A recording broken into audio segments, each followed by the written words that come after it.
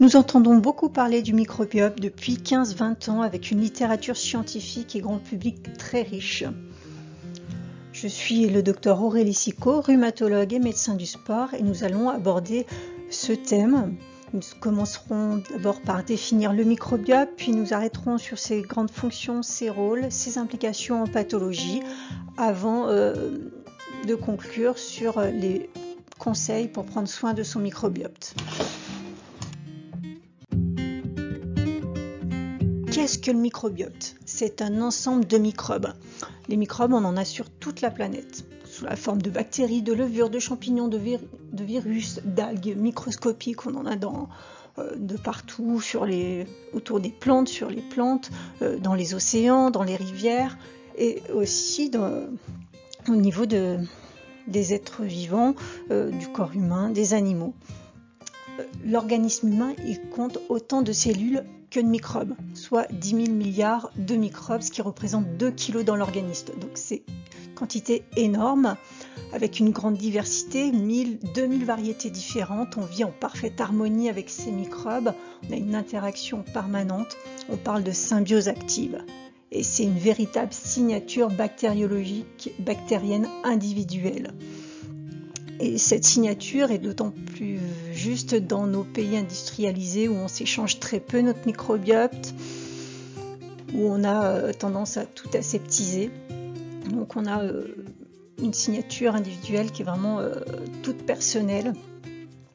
L'étude que je vous cite ici a consisté à étudier le microbiote intestinal dans des populations industrialisées versus les populations ancestrales amérindiennes qui vivent dans des conditions plus préservées, et on se rend compte qu'ils ont une diversité de microbiote beaucoup plus importante, beaucoup plus vaste que le microbiote des populations industrialisées, mais ils partagent aussi beaucoup plus de bactéries entre eux.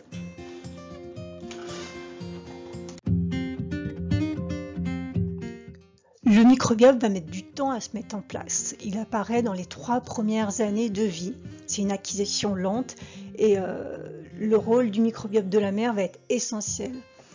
Le nouveau-né, quand il est dans l'utérus, il n'a pas de microbes dans son tube digestif. Le passage de cette filière vaginale va apporter ce premier contact avec les microbes et ça va être décisif pour développer la diversité et l'abondance du microbiote. On a une influence très étroite aussi entre le microbiote et le système immunitaire. Nos microbes qui nous composent, de quoi se nourrissent-ils? Ils aiment beaucoup les glucides, des grosses molécules non digérées, des fibres, des protéines, des acides aminés. On parle souvent du microbiote intestinal, mais ce n'est pas que dans l'intestin que l'on trouve le microbiote. On le trouve sur la peau, on le trouve au niveau génital, au niveau buccal, au niveau ORL. On a vraiment des bactéries de partout.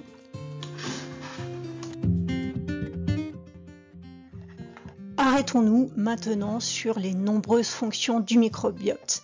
Il est essentiel pour être en bonne santé. Il participe à la digestion des glucides que l'on n'arrive pas à digérer, comme l'amidon, la cellulose. Il participe à la digestion des protéines telles que la caséine du lait, le gluten qui pose des problèmes à certains. Et ces glucides indigestibles et ces protéines vont être transformés en acides gras volatiles, en acides gras à chaîne courte sous la forme de gaz. Et oui, le microbiote produit environ 2 litres par jour de gaz et ces gaz vont être utiles pour assurer une bonne trophicité de l'épithélium digestif, réguler la glycémie, la cholestérolémie, l'appétit et avoir une action anti-cancer, notamment au niveau du côlon.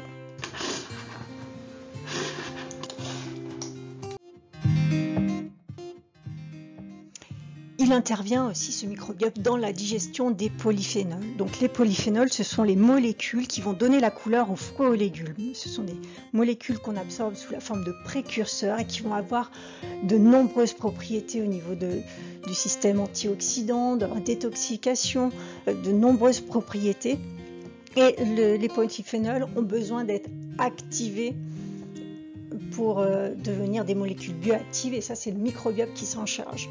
prend l'exemple ici des glucosinolates que l'on trouve dans les crucifères, dans les choux, qui vont être transformés en molécules bioactives comme les isothiocyanates, la sulforafone, donc c'est des noms un petit peu compliqués, mais une fois que ces molécules sont bioactivées, elles deviennent antioxydantes, participent à la détoxification hépatique, à la protection de l'endothélium vasculaire, elles sont anticancéreuses, donc de grandes fonctions utiles à l'organisme. Le microbiote produit aussi des vitamines, la vitamine B12, c'est essentiel pour la méthylation, le métabolisme énergétique, ou encore la fonction du système immunitaire et du système nerveux, ce qui peut expliquer qu'un déficit en vitamine B12 peut provoquer des syndromes neuropsychiques comme la dépression.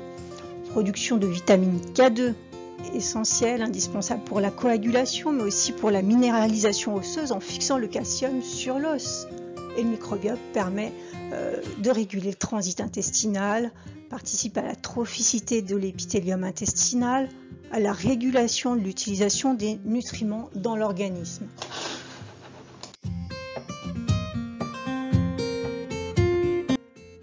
Le microbiote, il est protecteur. C'est notre protecteur de façon directe en occupant le terrain.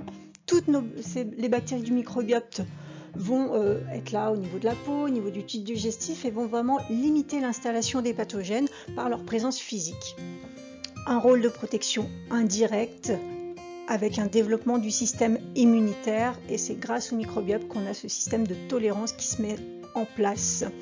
Quand on a une agression, un pathogène qui arrive, il va avoir un signal au niveau de l'organisme. Le microbiote va prévenir le système immunitaire comme quoi il y a un intrus qui arrive, un pathogène, pour stimuler la réponse immunitaire tout en la freinant pour éviter qu'il y ait une surréponse à cette agression.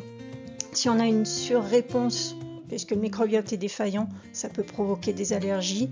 Et quand on a une stimulation excessive contre nos propres protéines, on a une perte de cette tolérance et là on parlera de maladie auto-immune. Donc vraiment une régulation, une interaction microbiote-système immunitaire. Le microbiote nous protège aussi des contaminations comme les contaminations alimentaires. Un rôle important dans le développement de l'organisme et notamment dans le système nerveux central avec une implication entre l'autisme et un problème de microbiote. Enfin, le microbiote intervient dans le métabolisme du cholestérol. Le cholestérol, il est essentiel pour le bon fonctionnement de l'organisme et notamment celui du système nerveux central. D'ailleurs, le cerveau a une véritable usine de fabrication du cholestérol puisqu'il assure la fluidité membranaire et la bonne neurotransmission. Et le microbiote va réguler la cholestérolémie en équilibrant l'élimination et sa synthèse endogène. Il intervient dans le métabolisme des acides biliaires en rendant moins toxiques les acides biliaires pour l'intestin. Il régule le taux des hormones stéroïdiennes et il régule aussi les phytoestrogènes. Les phytoestrogènes sont des molécules que l'on trouve dans les végétaux, dans les fruits, dans les légumes, les fameux polyphénols qu'on a évoqués juste avant. Et vont permettre, donc le microbiote va rendre ces phytoestrogènes actifs. On va avoir une régulation de l'appétit et de la mise en réserve des nutriments. Donc ça, c'est vraiment essentiel pour stabiliser le poids.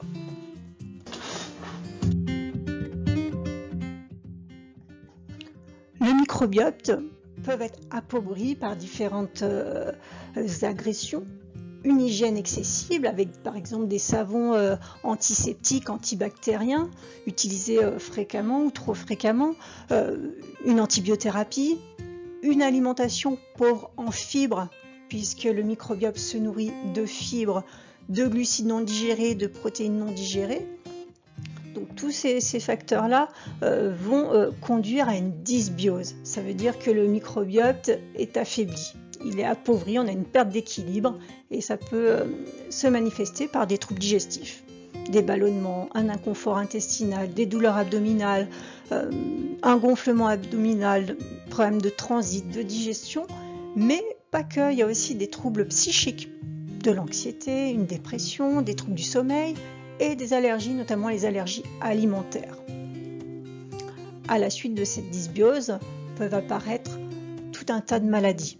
Là, la liste n'est pas exhaustive, on en découvre régulièrement, mais les troubles du microbiote sont impliqués dans le diabète, l'obésité, le syndrome métabolique, avec une relation entre ce qui se passe au niveau du microbiote intestinal, le système nerveux, le nerf vague, l'obésité et le diabète. Des retentissements sur les maladies auto-immunes, puisqu'on a vu qu'il y avait une relation importante entre le système immunitaire et le microbiote pour la tolérance immunitaire et le système de frein. Donc quand ça ne fonctionne pas, création de maladies auto-immunes, la maladie de Crohn au niveau du digestif, la sclérose en plaques au niveau neurologique, la polyarthrite rhumatoïde au niveau des articulations, les pathologies neuropsychiatriques, l'autisme. Il y a beaucoup de recherches sur ce côté-là avec des pistes thérapeutiques, des syndromes dépressifs avec des intensités de dépression qui peuvent être modulées par le microbiote, des cancers, beaucoup de travaux sur le cancer, pas que le cancer colique, mais aussi le cancer du sein, le cancer de la prostate, des travaux sur le cancer du poumon, donc sur les différents cancers. Dans les maladies cardiovasculaires, on s'aperçoit aussi que le microbiote est différent par rapport à quelqu'un qui n'a pas de maladie cardiovasculaire, l'asthme, l'allergie. Pour toutes ces raisons, il est donc fondamental de prendre soin de son microbiote. Et comment on fait ? Premièrement, on évite l'excès d'hygiène. Attention aux savons bactéricides, prendre sa douche 2-3 fois par jour va être délétère pour le microbiote. L'alimentation aussi, avoir recours à des aliments fermentés, pas besoin de tout stériliser, on a besoin d'être en contact avec des microbes. Et il va falloir nourrir son microbiote. Avec quoi ? Avec des microbiotiques. Donc les microbiotiques, ça englobe tout ce que je vous ai cité ci-dessous. Les prébiotiques, sous la forme de fibres, on va en revenir dessus juste après. Les probiotiques, ce sont des aliments fermentés, en forme de choucroute, le pain en levain, le vin, le soja fermenté, et aussi les yaourts. Les yaourts ont été inventés en Bulgarie par Ilya Mechnikov en 1917. Il a eu le prix Nobel quelques années avant pour ses travaux sur la fermentation lactique. Et pour pouvoir s'appeler yaourt, il faut utiliser 2 ferments, le Streptococcus thermophilus et le Lactobacillus bulgaricus. Bulgaricus, puisque ça a été inventé en Bulgarie. Et pour la petite anecdote, lors de cette découverte du yaourt, ces derniers étaient vendus en pharmacie, montrant bien leur rôle important dans la bonne santé. On pourrait parler d'alicaments, d'aliments médicaments. D'autres microbiotiques un peu moins répandus, où il y a encore de la recherche dessus. Les actibiotiques sont des actifs antigéniques bactériens, le chardon végétal, les argiles, bien demander aux fabricants le taux de métaux lourds dans les argiles parce qu'on peut avoir des pollutions et donc ça peut être embêtant. Les terpènes qu'on trouve dans les végétaux, les agrumes, le thym, la sauge, les citroflavonoïdes de pépins de pamplemousse, les citroflavonoïdes font partie de cette grande famille des polyphénols et ils vont nourrir le microbiote quand ils sont bio, c'est important. Les limonènes, on les trouve dans les agrumes bio aussi, ils vont avoir une action anti-reflux gastro-œsophagien.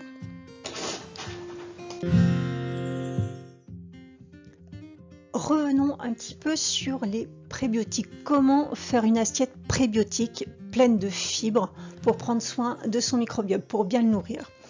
On constate que nous ne consommons pas assez de fibres, on en consomme entre 15 et 20 grammes par jour maximum, c'est ce qu'on trouve dans les études épidémiologiques.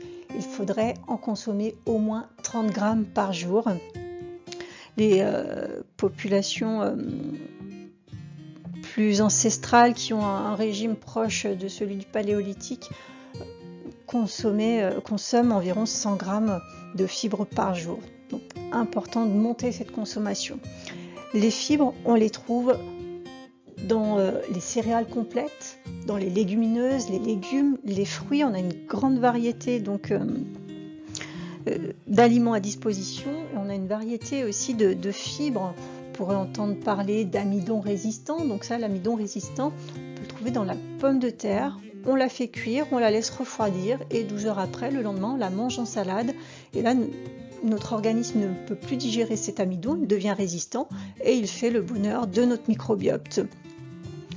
Dans les fibres, on peut citer aussi la cellulose, l'hémicellulose, la pectine que l'on trouve dans les fruits, qui nous sert à faire prendre les confitures, mais aussi qui va être un très bon régulateur de l'appétit. L'inuline, l'aniline, d'autres composés phénolés. Donc on a tout un tas de fibres différentes, il va falloir les associer dans l'assiette. Vous pouvez trouver sur internet en pianotant, vous tapez tableau quantité de fibres et vous allez voir quelle va être la quantité de fibres pour 100 g d'aliments. Je vous propose une assiette prébiotique, une salade qui va être riche en fibres et qui va vous apporter votre quantité nécessaire de fibres. Par exemple, vous mettez un demi-avocat mélangé à 100 g de lentilles que vous avez cuites la veille, des pissenlits, 100 g de pissenlits, surtout en début de saison. En printemps, ils vont être riches en fibres, mais aussi en oméga 3. 50 g d'amandes entières, important d'avoir la pellicule marron autour de l'amande, c'est là qu'on va trouver les fibres. Donc là, ça vous fait déjà un bon stock de fibres. Vous rajoutez une boîte de sardines pour apporter les protéines, les oméga 3, EPA, DHA, essentiels pour le bon fonctionnement de l'organisme, agrémenté d'une vinaigrette, avec la moutarde, vinaigre de vin, vinaigre de cidre, le poivre, le gingembre, éventuellement du curcuma pour avoir l'effet antioxydant, l'huile d'olive qui apportera des polyphénols et l'acide oléique, et l'huile de colza qu'on peut mélanger qui apportera des oméga 3. Une tranche de pain complet, important de consommer du pain complet et pas le pain blanc. Le pain blanc, ce sont que des calories vides, donc du sel, du sucre, mais pas de micronutriments. Importance donc de consommer la céréale complète. Une banane qui va apporter aussi des fibres, et là vous avez votre quantité de prébiotiques pour la journée. Vous ajoutez à cela un yaourt qui va vous apporter les probiotiques et votre microbiote va être choyé et sera en bonne santé. Que retenir de tout ça? Donc le microbiote, c'est un ensemble de microbes, de bactéries, de levures, de virus. On vit en parfaite symbiose avec ce microbiote, où il y a une communication, une interrelation entre notre organisme, nos cellules et notre microbiote. Il est important d'en prendre soin, puisqu'il intervient dans de nombreuses fonctions au niveau de la digestion, du système immunitaire, du développement des organes, du système nerveux. Il est protecteur, il est vraiment utile à de nombreux niveaux.